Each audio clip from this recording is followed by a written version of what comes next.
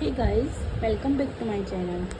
तो जैसा कि आप जानते हो, हमारी मैथ्स और रीजनिंग की सीरीज़ में हमारे रीजनिंग का पहला चैप्टर पासा कर रहे थे, हम डाइस कर रहे थे। उसमें कल मैंने आपको स्टैंडर्ड डाइस के बारे में सब कुछ बता दिया था, मानक पासे के बारे में।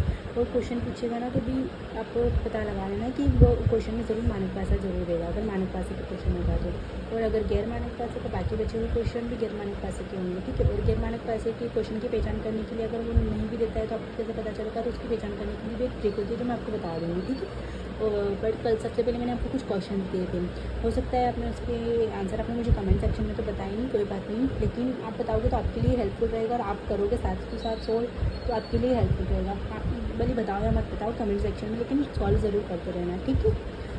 और ये क्लास आपके लिए काफ़ी ज़्यादा हेल्पफुल रहेगी मेरे हिसाब से। तो आगे आपकी इच्छा है, आपको करना है या नहीं करना है, ये आपकी इच्छा है, क्योंकि बहुत कम शब्दों में केवल मैं आपको ट्रिक बता रही हूँ, कॉन्सेप्ट बता रही हूँ, क्वेश्चन करवा रही हूँ। उसके अलावा मैं अपने फायदे की बात कुछ कर रही हूँ, ठीक है। तो आपको बहुत कम समय में आपको बहुत जल्दी समझ में आ जाएगा, ठीक है।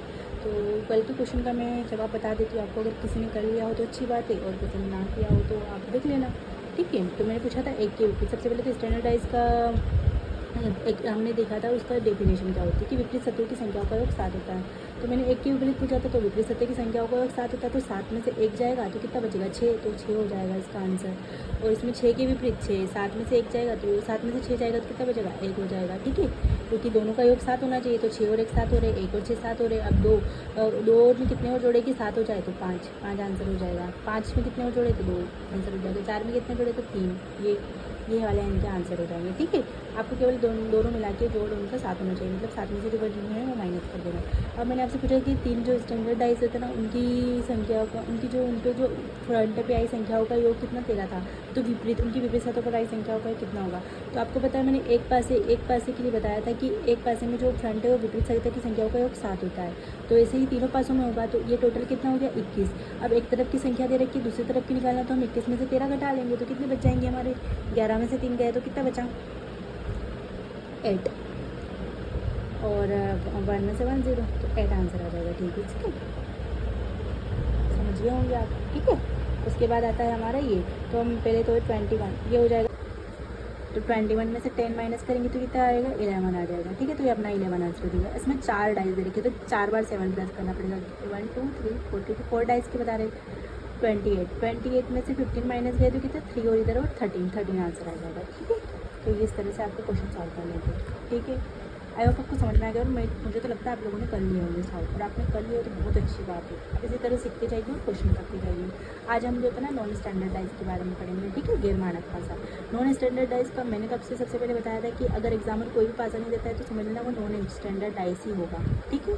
लेकिन आपको समझ में नहीं आ रहा, मतलब मैं आपको फिर भी एक तरह की पहचान बता देती हूँ कि नॉन स्टैंडर्ड पासे में क्या होता है कि यदि किसी पासे में किन्हीं दो निकटतम सतहों की संख्याओं का योग 7 होता है तो उसका पासा गैर मानक का पासा कहलाता है, या फिर साधारण पासा कहते हैं उसे, ठीक है। तो ये गैर मानक पासे को साधारण पासा कहते हैं। जो नॉर्मल होता है, स्टैंडर्डाइज होता है ना, वो अलग होता है, एकदम पूरा स्टैंडर्ड आता है। तो जो नॉर्मल डाइज होता है, जो आजकल मतलब हम जो खेलने में यूज़ करते हैं नॉर्मल डाइज, वो गैर मानक पासा नॉर्मल डाइज होता है, ठीक है। तो इसमें देखना आप कभी भी निकटतम दो संख्याओं का योग हमेशा 7 होगा। जैसे कि यहाँ पे 5 है तो यहाँ 2 ज़रूर होगा, ठीक है। यहाँ उसमें क्या था कि विपरीत संख्याओं का एक 7 होना चाहिए, इसमें निकटतम दो संख्याओं का, जैसे कि इसमें मानक पासे के अंदर क्या था, तो निकटतम संख्याओं का योग 7 हो ही नहीं सकता था। क्योंकि कैसे होता, क्योंकि 5 इधर है तो 2 इधर होगा, 3 इधर है तो 4 इधर होगा, 6 इधर है तो 1 इधर होगा, इस तरह से होगा, तो उसमें तो हो ही नहीं सकता था, ठीक है। और जिसमें होता है वो सब बोलते हैं गैर मानक पासे, जैसे कि 5 यहाँ है तो 2 यहाँ होगा, ना कि इसके अपोजिट में होगा, ठीक है। या फिर इधर होगा 2, या फिर इसके इधर होगा 2, या फिर इसके इधर होगा 2, मतलब इसके निकटतम सतह पे होगा लेकिन विपरीत तो हो नहीं सकता, ठीक है। तो दो निकटतम सतहों का संख्याओं का कितना 7 होता है। इसमें निकटतम, उसमें विपरीत था, इसमें क्या होता है, निकटतम सतहों का योग 7। अब मैं आपको पूछती हूँ कि आप बताना मुझे कि गैर मानक पासा है कि नहीं। इसके एग्जाम्पल में बता देती हूँ, चलो ठीक है ना। उदाहरण के तौर पे मैं आपको बता देती हूँ, जैसे कि हमने ये मानो कि ये पासा बनाया, ओके, हमने ये पासा बनाया, देन हमने लिखा इसमें 1 6 5, ठीक है। और एक और पासा बना लेते हैं, ठीक है। इसमें लिखते हैं 4 5 3, ठीक है। पासे पे ध्यान मत देना, मुझे इतने अच्छे से बनाना नहीं आता, ओके। 1 3 1 2 5 बताइए मुझे, ये हमारे पास है या नहीं है? ये सॉरी, नॉन स्टैंडर्ड पास है या साधारण पास है या नहीं है, आप देख लीजिए। जैसे कि 5 के प्लस में क्या है 7, 2 1 है, 5 और 2 है, और 5 और 1 5 और 2 कितने हो जाएंगे, ये 5 प्लस 2 यहाँ 7 हो जाते हैं। हाँ, ये कितना हमारा, ये निकटतम सतह की संख्याओं का योग 7 हो रहा है। ठीक है, तो ये हमारा कौन सा पासा हो गया, ये हमारा पासा हो गया नॉन स्टैंडर्डाइज। ठीक है, इसमें 4 और 3 का योग 7 हो रहा है, तो ये हमारा स्टैंडर्डाइज हो गया। 6 और 1 ये हो गया 7, तो हमारा नॉन स्टैंडर्डाइज, या फिर इसको क्या बोलते हैं, साधारण पासा। जो नॉर्मल पासा हम यूज़ करते हैं नॉर्मली, उसे बोलते हैं साधारण पासा। ठीक है, अब आप बताओ कि अब आपको कैसे पता चलेगा, उसमें भी तो दे सकते हैं, लेकिन उसमें कभी भी ऐसा नहीं आएगा कि 2 निकटतम ऐसी संख्या होगी ना हमारे पास में, तो उनका योग 7 कभी नहीं देंगे वो। तो ऐसा इसलिए होगा क्योंकि अगर वो 7 योग दे देंगे उनका, तो फिर आप विपरीत संख्याओं का योग कैसे, विपरीत को कैसे बताओगे, क्योंकि विपरीत में ऐसी संख्या होगी ना जिसका योग 7 होगा, इसलिए इसमें कभी भी ऐसा नहीं होगा कि वो ऐसा नहीं होगा। ठीक है, तो ये हमारे नॉन स्टैंडर्डाइज आपको समझ में आ जाएगा। ठीक है, और नॉन स्टैंडर्डाइज के लिए क्या होता है, क्वेश्चन इस तरह से नहीं पूछेगा। अगर आप नॉर्मल एग्जाम की तैयारी करो तो वो पूछ लेगा क्या कौन सा स्टैंडर्डाइज है, कौन सा नॉन स्टैंडर्डाइज है। लेकिन अगर आप कुछ बड़ी एग्जाम की तैयारी करो, जैसे SSC वगैरह, SI MP SI वगैरह, तो उसमें थोड़ा सा बड़ा पूछते हैं, उसमें हाई लेवल का पूछते हैं। तो आपको इसके लिए नॉन स्टैंडर्डाइज में क्या होता है, 3 रूल्स होते हैं। तो 3 सुनहरे नियम होते हैं इसके क्वेश्चन को सॉल्व करने के लिए। मैं आपको वो तीनों सुनहरे नियम बताऊँगी। सबसे पहले होता है हमारा निकटतम का नियम, जो कि ये होता है सबसे पहला नियम, निकटतम का नियम, जिसे आज हम समझेंगे। निकटतम का नियम के अंतर्गत क्या कहता है कि जो संख्या निकटतम होती है वो कभी विपरीत नहीं हो सकती, क्योंकि पासे में एक संख्या एक बारी मानी जाती है। ये तो आपको पता है, क्योंकि पासे में 1 2 3 4 5 6 7 इस तरह 6 6 ही पहले होती है, 6 संख्या होती है। तो ऑब्वियसली जो 2 के निकट 3 4 हो गए तो वो अपोजिट में तो आएगी नहीं, क्योंकि एक संख्या एक बार ही आएगी पासे के अंदर। तो ठीक है, तो ये निकटतम के नियम में केवल इतना ही जानना है कि जो संख्या पासे के आसपास होगी ना वो उसके विपरीत कभी होगी नहीं। ठीक है, मतलब कि जो आसपास वाली संख्या विपरीत नहीं होगी।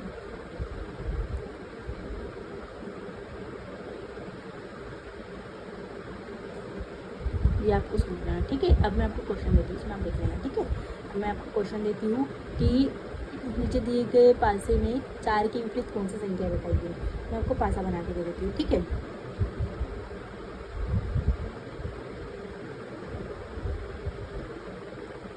दो पासे नॉन स्टैंडर्ड क्वेश्चन में हमेशा 2 पासे आएंगे ताकि आप कंपैरिजन कर पाओ। ओके, तो सबसे पहले वाले पासे पे आएगा 3 4 6, सेकेंड वाले पासे पे आएगा 4 2 5। तो हमने क्वेश्चन नोट डाउन किया। क्वेश्चन में हमने क्या देखा है कि जैसे कि हमने क्वेश्चन बनाया, तो अब सबसे पहले तो आप ये कंफर्म कर लीजिए कि ये नॉन स्टैंडर्डाइज है या नहीं।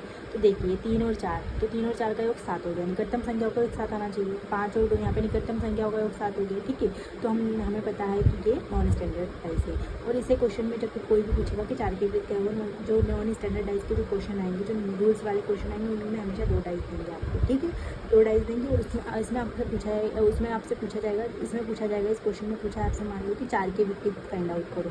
तो आप देखिए, अब यहाँ पे इसमें देखिए कि हमने क्या देखा कि आसपास वाली संख्या विपरीत मतलब कि अपोजिट साइड में नहीं होगी। तो 4 के विपरीत बताना है हमें। अब 4 के विपरीत में पहले वाले पासे में देखो कि कौन कौन सी उसके पास में बैठी है। तो 3 भी बैठी उसके पास में, 6 भी उसके पास में बैठी है। तो 3 तो उसके विपरीत होगा नहीं, 3 तो होगा नहीं, 6 भी होगा नहीं। अब 3 तो होगा नहीं, 6 तो होगा नहीं। अब इस सेकंड वाले डाइस में देखो कि 2 भी उसके पास बैठा है, होगा नहीं। 5 भी उसके पास बैठा है, होगा नहीं। तो कितने हो गए, 2 3 4। अब 4 के विपरीत 4 तो हो ही नहीं सकता, तो 4 के विपरीत बचा कौन सा, केवल x नहीं होगा, क्योंकि 6 फलक होते हैं जिसमें एक और बचा। तो 4 के विपरीत यहाँ पे क्या आंसर आ जाएगा आपका, 1। ठीक है, ये अपना आंसर आ जाएगा। आपको मैं बता रही देखो क्या होगा। और हाँ, ऐसा नहीं है कि कभी पूछेगा 5 के विपरीत क्या होगा, नहीं। जो उभयनिष्ठ नंबर होगा, जो उभयनिष्ठ संख्या दे रखी होगी ना दोनों डाइस, उसी के विपरीत आपसे क्वेश्चन पूछा जाएगा। तो आप इसकी टेंशन मत लीजिए। ठीक है, कि वो कोई दूसरे के 5 के विपरीत पूछ लेगा, नहीं। वो क्वेश्चन ना वो एग्जामर को भी पता है कि ऐसा कोई बता नहीं सकता, ऐसा कोई क्वेश्चन पॉसिबल नहीं है। तो जो उभयनिष्ठ नंबर दिया रहेगा ना, उसी के विपरीत आपसे डाइस से पूछा जाएगा कि इसके विपरीत क्या होगा। ठीक है, और नॉन स्टैंडर्डाइज के अंतर्गत होता है। नॉन स्टैंडर्डाइज सबसे पहले आप पता लगा सकते हो आराम से। कैसे पता लगा सकते हो कि इनके दोनों का 1 7 आ रहा है, इन दोनों का 1 7 आ रहा है। ठीक है, तो आपको वैसे पता चल गया कि विपरीत तो होगा नहीं। 5 के विपरीत अब 2 आ ही नहीं सकता, तो ये संख्याओं का 1 7 हो ही नहीं सकता, केवल क्योंकि निकटतम संख्याओं का 1 7 हो रहा है, इसलिए आपको पता चल गया नॉन स्टैंडर्डाइज। अब निकट विपरीत पूछा है, अगर आपसे विपरीत ऐसे पूछते तो आप 4 के विपरीत, अगर आप ऐसे इसको अगर स्टैंडर्डाइज समझ लेते, मान लीजिए आप स्टैंडर्डाइज, तो 4 के विपरीत आप 3 बता देते। कैसे बता देते, क्योंकि आपको मैंने स्टैंडर्डाइज में बता रखा था विपरीत संख्याओं का योग 7 होता है, लेकिन यहाँ पे तो बोला है कि निकटतम संख्याओं का योग 7 होता है, ना कि विपरीत संख्याओं का योग 7 होता है। इसलिए इसको पहचानना, पहले सबसे पहले क्वेश्चन को पहचानने की कोशिश करना, उसके बाद आप 4 के विपरीत देख लेना कि ये तो हो नहीं सकता, ये भी नहीं हो सकता। 4 को जैसे आपको दिया रहेगा ये नहीं तो बचेगा एक ही न्यूमेरिक बचेगा, तो वही उसका आंसर होगा, ठीक है। और नॉन स्टैंडर्डाइज जो होता है ना, उसमें अल्फ़ाबेटिकल फॉर्म में भी क्वेश्चन आ सकते हैं, न्यूमेरिकल फॉर्म में भी क्वेश्चन आ सकते हैं, या फिर वो जो पाई गामा वगैरह इनको फॉर्म में भी क्वेश्चन आ सकते हैं आपके पास, ठीक है। तो एक अल्फ़ाबेटिकल फॉर्म में क्वेश्चन मैं आपको देती हूँ, देखिए आप सॉल्व करके बताएंगे मुझे, ठीक है। मैं सेकंड नंबर क्वेश्चन देती हूँ आपको।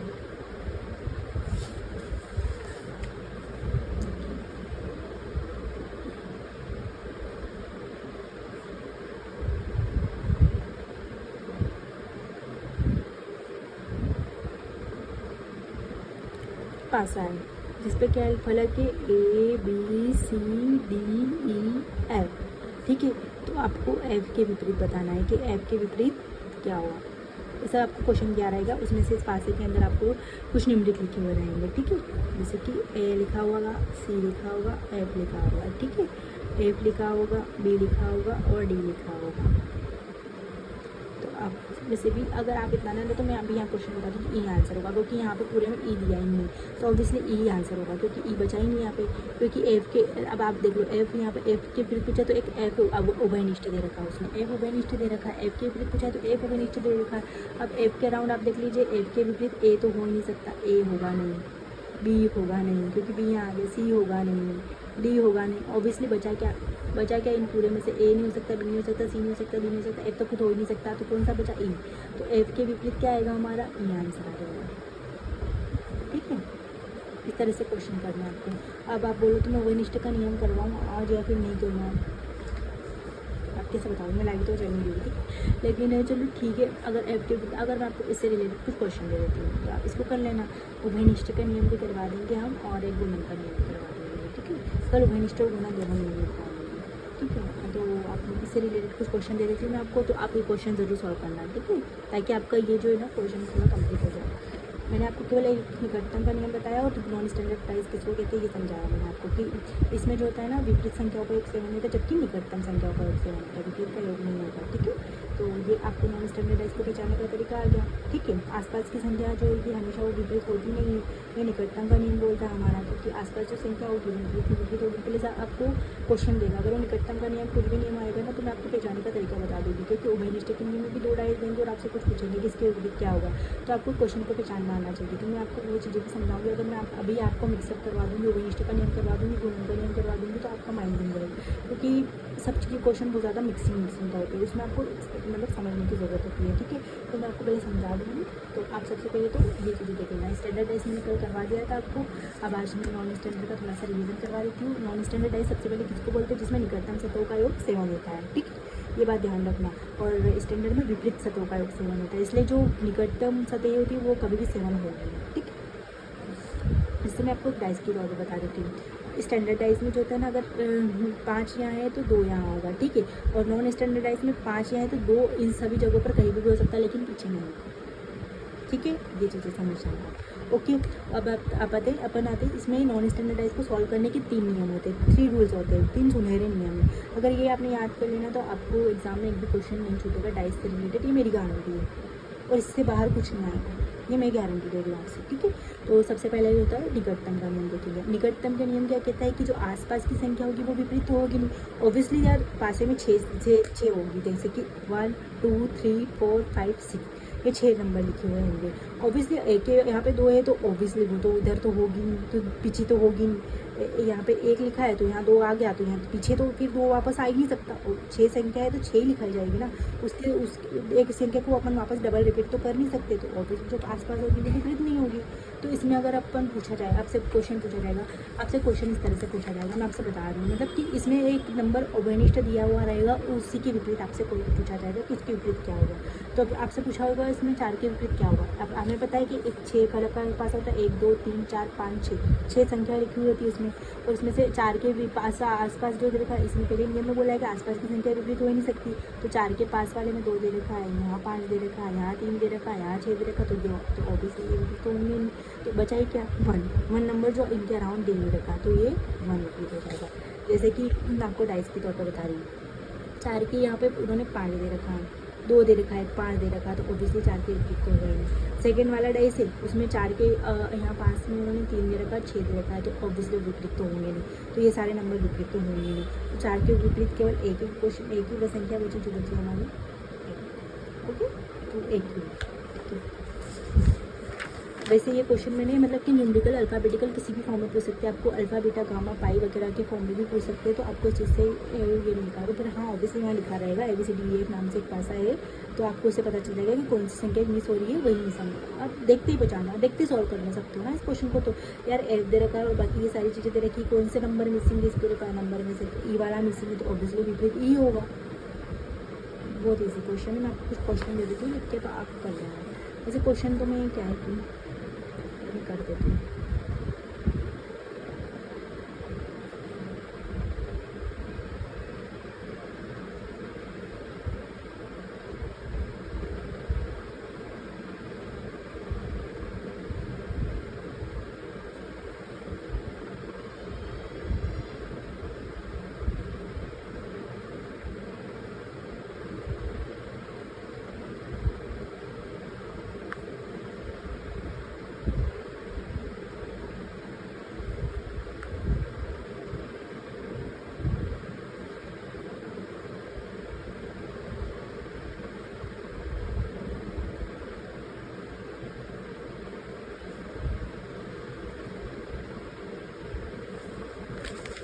मैंने क्वेश्चन दिया अल्फा बीटा गामा पाई डॉलर और एट द रेट, पासे में अल्फा क्या गामा की विपरीत क्या होगा, तो आपको मैंने दिया है यहाँ पे at the rate alpha gamma, gamma pi और डॉलर दिया है मैंने, ठीक है। तो इसमें गामा घनिष्ठ नंबर है और मैंने 4 चीज़ दे रखी, तो आप बता देना इसके विपरीत क्या होगा क्वेश्चन में, ठीक है। इसी तरह से मैं आपको एक और क्वेश्चन दे देती हूँ।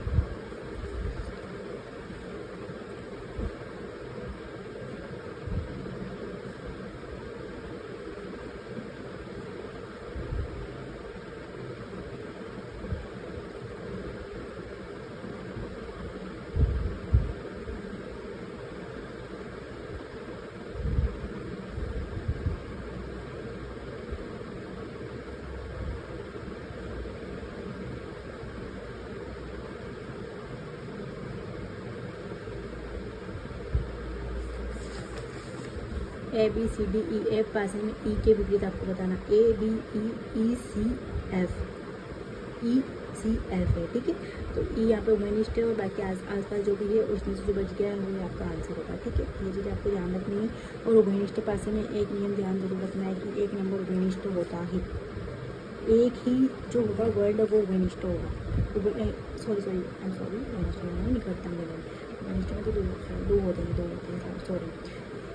निकटतम के रूल्स में आपको हमेशा ये चीज़ ध्यान रखनी है कि एक वर्ड होगा वो हमेशा ही उभयनिष्ठ, मतलब एक वर्ड हमेशा सिंगुलर होगा, उसके अराउंड क्योंकि जितने बचे हुए रखेंगे वो सब अलग अलग वर्ड होंगे, अलग अलग वर्ड होंगे, तो वो रिपीट होंगे नहीं, तो तीसरा बचा हुआ वो रिपीट होगा, ठीक है।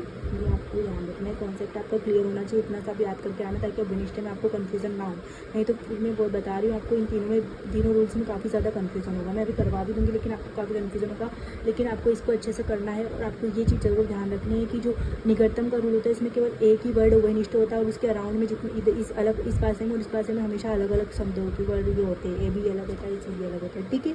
ये चीज़ आपको याद रखनी है, ओके।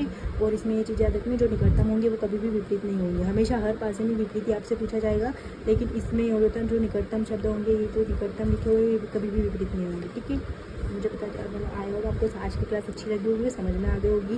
प्लीज़ कुछ क्वेश्चन करिए और कमेंट करिए, इसका आंसर बताइए। आप कमेंट नहीं करते तो भी क्वेश्चन करने की कोशिश ज़रूर कीजिए और क्लासेस ज़रूर लीजिए प्रॉपर, ठीक है। और बहुत कम शब्दों में बहुत अच्छा, मतलब केवल मैं आपको कॉन्सेप्ट क्लियर करके उसका क्वेश्चन करवा रही हूँ, उससे ज़्यादा मैं आपको कुछ भी आपका टाइम नहीं दे रही हूँ, तो देख लीजिए अपने हिसाब से, ओके। और मैं आपसे ये नहीं कह रही हूँ कि आप लाइक कीजिए, और अब आंसर का कमेंट करोगे तो मुझे सही लगेगा, मुझे लाइक मत करना, ठीक है, लेकिन कमेंट तो ज़रूर कीजिए ताकि आंसर आपकी क्वेश्चन करो, सॉल्व करो आप, ओके। Thanks for watching. इसी तरह क्लासेस करते रहिए, पढ़ते रहिए, तो जल्दी अपना कोर्स कंप्लीट करेंगे और सारे एग्ज़ाम पा रहे हैं, ओके। Thank you.